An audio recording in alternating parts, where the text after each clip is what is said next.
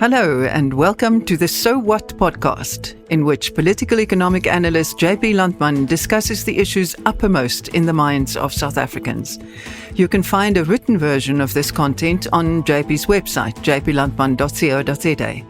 I am Ruda Landman and I am your host. This conversation accompanies JP's newsletter dated 19 September 2024, entitled So Far, So Good. JP, you're focusing on the GNU, the Government of National Unity. It's now 2.5 months. Is it going to last?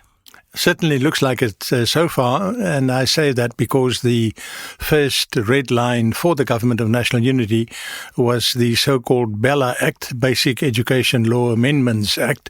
The DA, as well as the Freedom Front Plus, made it clear before they joined the Government of National Unity that this is a red line for them, that if the President signs the bill, then they will leave. Helen Zille was very vociferous about that, but also John Steenhuisen. Well, the President did sign it, and nobody left. The President did play a clever card. He delayed the bringing into operation of clauses 4 and 5 of the bill, which are the two contentious clauses. And he said he would delay that for 3 months to enable a political process, political discussions between various parties and stakeholders to try and resolve the issue. That was a good move, and we must now see what happens in the next 3 months.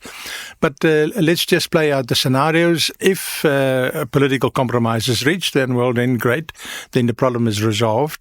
If it is not reached, then the matter will go to the Constitutional Court. I think that's a fairly certain assumption. And if the court says these clauses are not valid, well, of course, then they won't come into force and effect, and the matter is settled. If the Constitutional Court says, no, all this is fine, there's no constitutional problem with it, well, then that's the story. And the parties who have committed themselves to the Constitution cannot then walk away because the Constitutional Court gave a ruling that they don't like. So I think we're over that red line. The second red line, of course, is NHI, but the President has already made it abundantly clear on several occasions that he wants to see talks and negotiations around that. So I would expect in the next year or two significant political movement around around NHI, and that will probably remove that from the red line list as well. I see that there are some commentators who say that this process with the President signing a bill, which then becomes an act, but holding back on some elements of it, that it clouds the legislative process. Well, yes and no, but it enhances the legislative process in the sense that you deal with critical problem areas.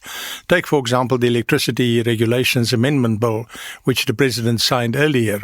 There he also suspended a clause because the Local Government Association has indicated that they will take that particular clause on review to the Constitutional Court. And the President said, well, okay, then let's not enact it. Let's hold back and see if we can find a compromise. I think that is the intelligent and wise way of dealing with it. What's the purpose of ramrodding something through and signing it if people are in any case going to take it to court and you've got a whole aggressive contestation around it? I think it's better to try and find a political solution. Both the DA and the ANC have cut people loose. How did that happen and why? Well, the DA, as you know, cut loose two people. The one was John Steenhuisen's chief of staff, which he appointed and then very shortly thereafter asked him to resign, as well as a member of parliament it has been highlighted that he's made a range of offensive remarks over a long period. And he was expelled from the party. He lost his membership, and therefore he also lost his parliamentary seat. And I think what we see in that case is, it's okay to have strong views and articulate them strongly and so on and so forth, but they're not really in tandem with the spirit of a government of national unity. And so the DA judged it wisely to cut them loose. I think that tells you something about the impact that the process is having. On the other side, we saw that Sizwe Kotwa, who resigned as a member of the government because he was charged, then surprisingly came back as a member of parliament and now is resigned from that as well. And I think once again what we're seeing is the ANC is realizing if you are seen kowtowing to people with a record and people that are charged, you're going to pay an electoral price. So they cut that loose as well. And I think what it indicates is people appreciate that the body politic has changed. You cannot just do what you want and stick to your position and damn the rest. You've got to behave in a way which reinforces the middle. There are also other parties in the GNU, apart from the ANC and the DA, and some of them have or had, before the elections, even more radical positions. Our new Minister of Land Affairs comes from the PAC. How's that playing out? It's playing out very well, and you're quite right. The PAC is well known for their stand on land matters. For them, it's a kind of a red line. I'm using the description. It's not what they said. But restoring land to the previously dispossessed is a very, very important part of the PAC tradition and philosophy. Now, the leader of that party is the Minister of Land Affairs, so one could expect fireworks, so to speak. And what he said was, he made an early speech early in his tenure, and he said that at some stage the country must have an adult conversation around expropriation. And then he moved on and he said, in the meantime, there is low-hanging fruit that can be harvested. And what is the low-hanging fruit that he had in mind? He highlighted two. The first one is dishing out title deeds to beneficiaries, people who get land and people who get houses. Give them title deeds so that there's no question about their legal ownership. And secondly, he said that the government has got to speed up the process of land restitution, where people have put in claims and those claims have not been resolved yet. Now, land restitution is, of course, a program which is particularly specifically mandated by the Constitution, so it must be done anyway. And I think it's two very sensible proposals, or two very sensible low-hanging fruits, so to speak. So there again, you can see that it's not about slogans, it's about solutions. And I think for that, one must commend him. And he probably wouldn't have taken that position if he wasn't in the government. It seems to me that this also gives us a kind of answer to something that people said before, which is, this party is going to get that position, so they will now put into practice their specific policies. Now we see that that doesn't happen. They have to work as a unit. You can only put in place or push forward the policies of the Government of National Unity, not of your party. If your party is, for example, in favor of the death penalty, well, that's an easy one. It's against the Constitution, so that's easy. But even politically, the majority of parties in the GNU doesn't want the death penalty. So you can't, get on your high horse and start punting it. You've got to take the line of the Government of National Unity. And by definition, that is a kind of a moderate in the middle line. Yeah, you're quite right. Parties cannot pursue their own positions. They have to pursue their own positions within the framework of the bigger Government of National Unity. What do you think motivates a party to stay in the GNU, even when there's tension and disagreement? Well, if you're inside the tent, then you can help to move things along. You can help to change things. Maybe even only in theory and only on the margin, but at least you can do that. So it's much nicer to be in the scrum and to push forward and try and capture the ball than what it is to just stand on the sidelines and shout. I think that's number one. Number two, the parties gain visibility when you are a minister or a deputy minister of something and you move around and the media tracks you and so on. It's visibility not just for you but also for your party. And thirdly, there's the perks, the benefits. So people are not going to move away or walk away voluntarily from the perks, from the visibility, and from that feeling of being part of the scrum. They will stay. All of this sounds like good news, but Gauteng, the picture there is a bit different. Absolutely. Gauteng is the outlier. It's the one place where the idea of a government, a real government of national unity, has not taken place yet. We see that in the provincial government, but we also see it in the Joburg, Johannesburg and Tshwane metros. And that's a great disappointment. It's also a great missed opportunity. I think both the provincial government and the metro governments will be much stronger if you can involve the biggest and second and third biggest parties in the government, rely on their expertise and ability and work together to improve conditions. So, Ruda, we'll have to see to what extent the ANC will pay a price for this approach, because they're the one driving it. The local government elections of 2026 is only about 26 months away. It's not a long time. And if Gauteng, and particularly Johannesburg and Tshwane, do not improve substantially over the next 26 months, if service delivery and the quality of administration and so on does not improve substantially, I think the ANC will pay an electoral price. But Gauteng is certainly the outlier to the national picture. You say the ANC, but in Tshwane it's Action SA, which is making the trouble. Yeah, quite right. And I think they will probably pay a price. I think Action SA did much worse than what they thought they would in the election, so they are already weaker. Maybe this is a kind of a desperate play from them, I don't know. But I can't imagine that that's the kind of thing that the people who voted for Action SA want them to do. So yes, I think they will also pay a price. They're not part of the GNU, are they? No, they're not. He's been very vociferous. Herman Mashaba has been very vociferous that he will not work with the ANC, and now he's working with the ANC in Tshwane. So much for promises. What can derail the GNU?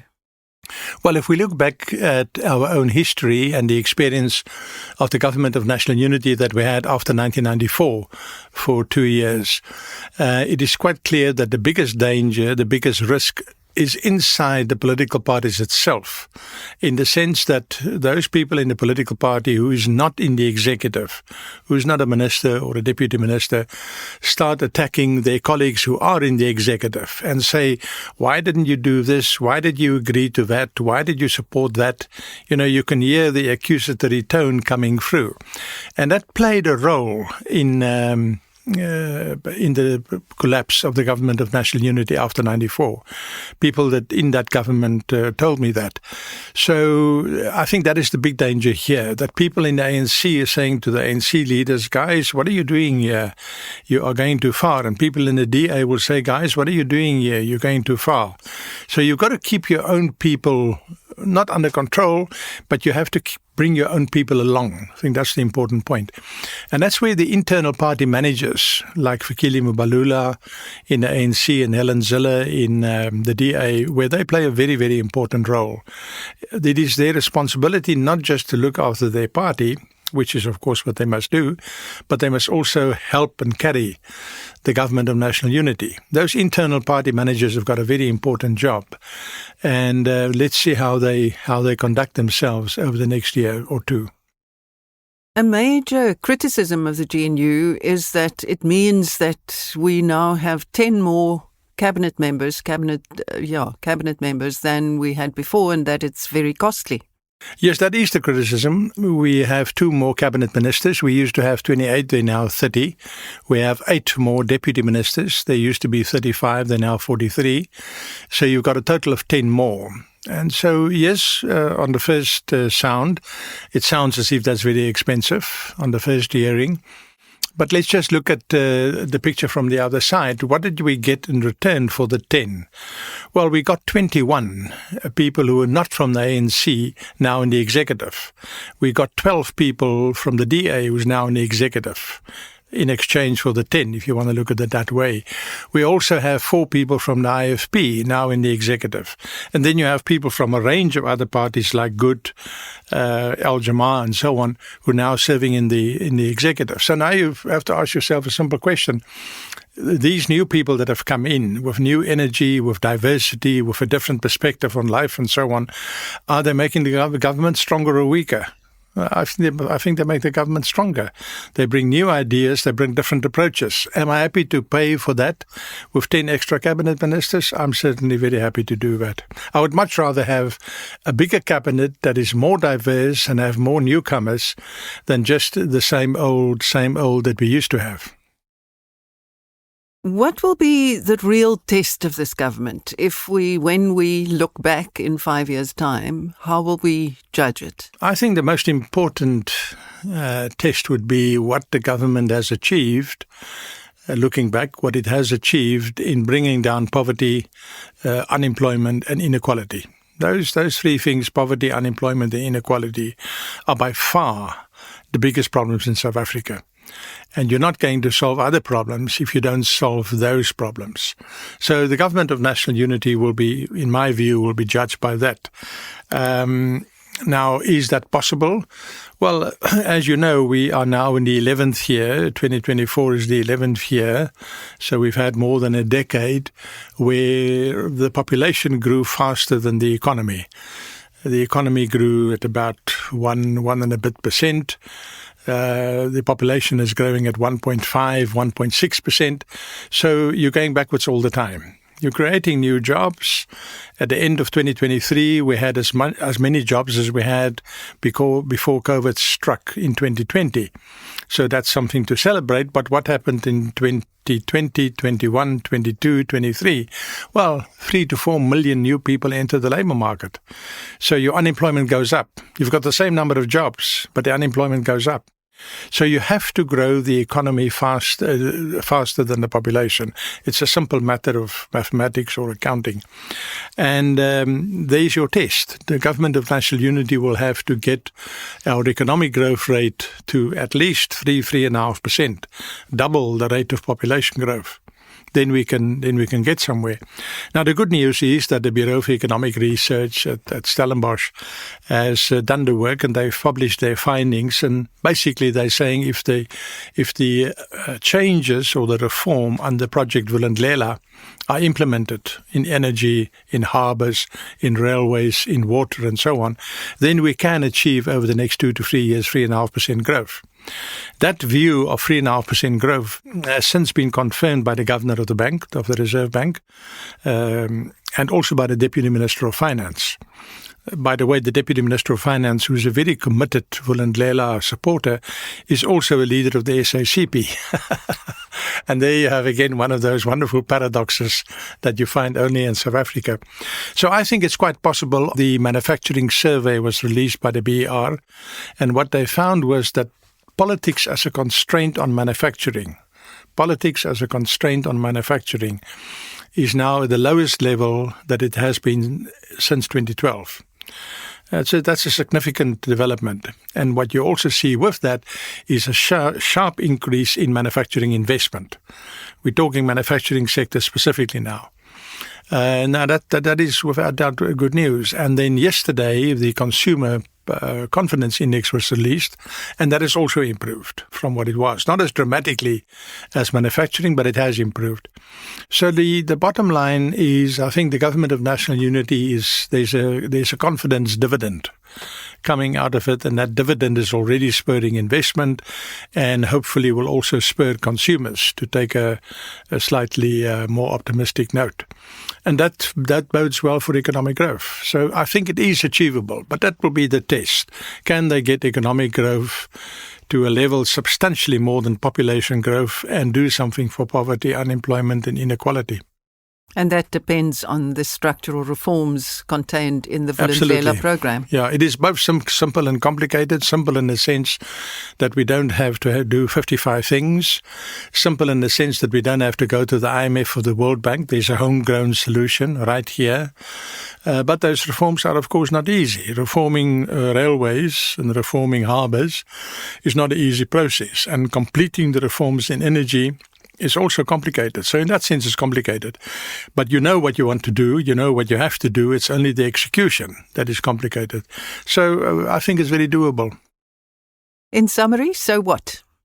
Well, I think the first so what is that the government of national unity has survived its first red line.